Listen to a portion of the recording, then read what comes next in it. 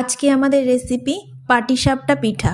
পাটিসাপটা পিঠা ভেঙে যাবে না বা প্যানের গায়ে থেকে ইজিলি কিভাবে উঠে আসবে সঠিক পরিমাপ বা টিপস সহ এখানে বলে দিব। ভিডিওটি দেখতে থাকুন। ফারজানা মম কিচেনে সবাইকে স্বাগত।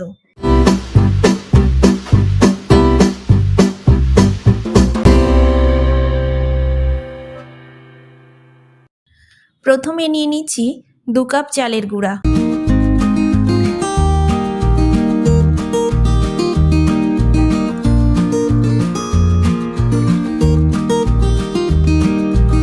ওই কাপের 1 কাপ ময়দা, হাফ কাপ সুজি,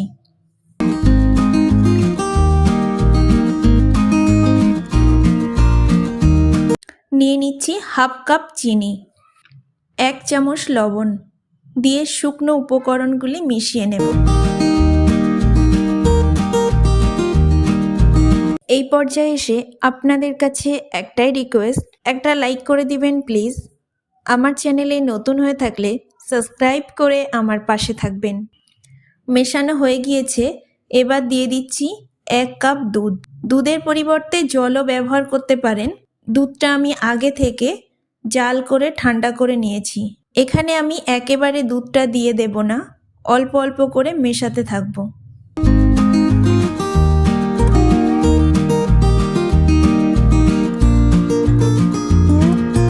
আবারও 1 কাপ দুধ দিয়ে দিচ্ছি। এখানে মোট 3 কাপ দুধ আমার লেগেছে। দেখেই বুঝতে পারছেন ব্যাটারটা আমার কতটা পাতলা হয়েছে। 30 মিনিটের জন্য রেস্টে রেখে দিব। এখানে সুজি দেওয়া আছে, সুজিটা ফুলে ব্যাটারটা আরেকটু ঘন হয়ে যাবে। এবার আমি ক্ষীরটা তৈরি করে নেব। এখানে দিয়ে দিচ্ছি 1 লিটার দুধ,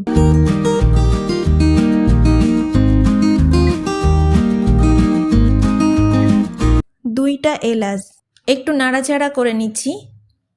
মিডিয়াম আঁচে দুধটা জাল করে নেব।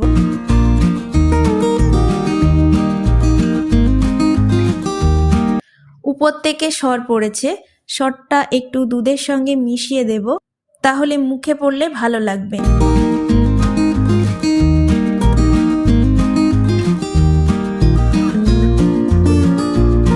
এবার দিয়ে দিচ্ছি খেজুরের গুড়, দিয়ে দুধের সঙ্গে গুড়টা ভালো করে মিশিয়ে নেব। এখানে গুড়ের পরিবর্তে চিনি ব্যবহার করতে পারেন। মিষ্টিটা আপনারা আপনাদের পছন্দ মতো দেবেন। দুধটা অনেকটা ঘন হয়ে এসেছে। এবার দিয়ে দিচ্ছি চালের গুঁড়া 2 চামচ। একেবারে দেব না, অল্প অল্প করে দিতে থাকবো আর নাড়তে থাকবো। একেবারে দিয়ে দিলে দলা পেকে যেতে পারে, ওই জন্য অল্প অল্প করে দিতে থাকবো আর নাড়তে থাকবো।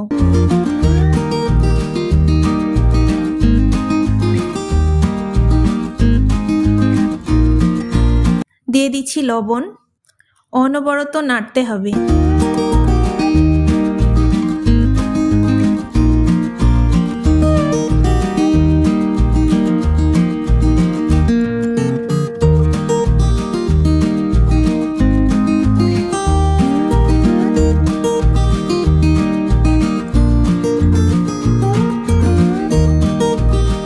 ক্ষীরটা তৈরি হয়ে গেছে, এই পর্যায়ে নামিয়ে নেব।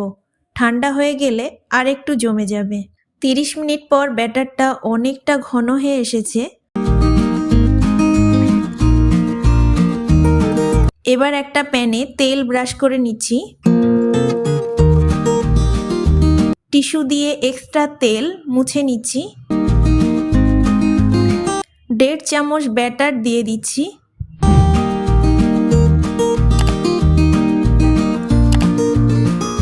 এবার ঘুরিয়ে ঘুরিয়ে দিচ্ছি।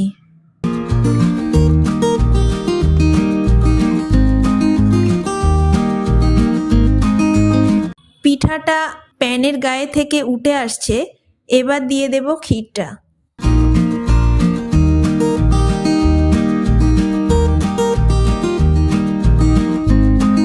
এবার আলতো হাতে ফোল্ড করে নিচ্ছি।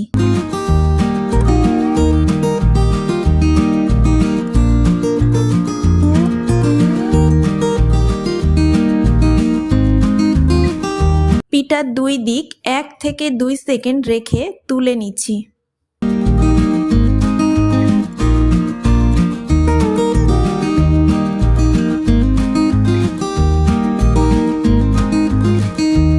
প্রতিবার ব্যাটার দেওয়ার আগে তেল ব্রাশ করে টিস্যু দিয়ে মুছে নিলে একটাও পিঠা ভেঙে যাবে না আর প্যানের গায়ে থেকে ইজিলি উঠে আসবে।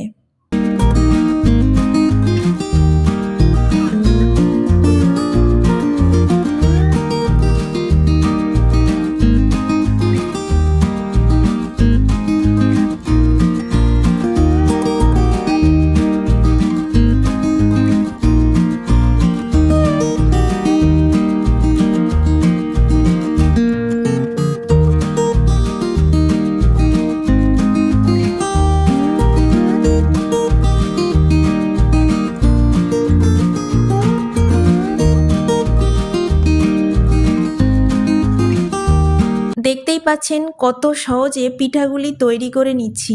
আশা করি রেসিপিটি আপনাদের ভালো লেগেছে। ভালো লাগলে কমেন্টে জানাতে ভুলবেন না। আজকের মতো এতটুকুই। দেখা হচ্ছে পরবর্তী কোনো রেসিপিতে। ভালো থাকবেন, সুস্থ থাকবেন।